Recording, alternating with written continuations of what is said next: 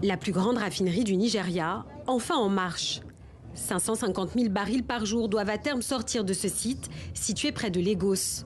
Un projet ambitieux, financé par l'homme le plus riche d'Afrique, Aliko Dangote. L'homme est pressé, il veut bouleverser le marché. Le Nigeria est le plus gros producteur de pétrole du continent, mais reste confronté à des prix élevés de carburant. Car le pétrole brut, extrait dans le pays, n'est pas transformé localement en produit fini. Alors avec cette raffinerie, Aliko Dangote entend faire baisser les cours au sein du pays. Nous vendons en dollars et pour contribuer à faire baisser les prix, nous vendons également en naira. Mais malheureusement, la Société nationale nigériane du pétrole et les autres entités continuent à faire leurs transactions uniquement en dollars.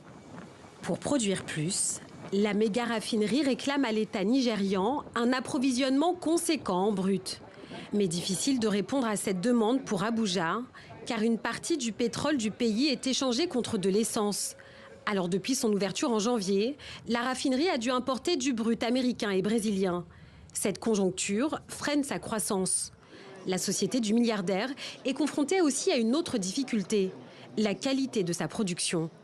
L'autorité de régulation l'affirme, la teneur en soufre du gasoil produit est supérieure aux limites requises de 200 parties par million. Une affirmation démentie par le PDG. Je suis surpris qu'on dise que nous aurions une mauvaise qualité. Nous et d'autres raffineries modulaires.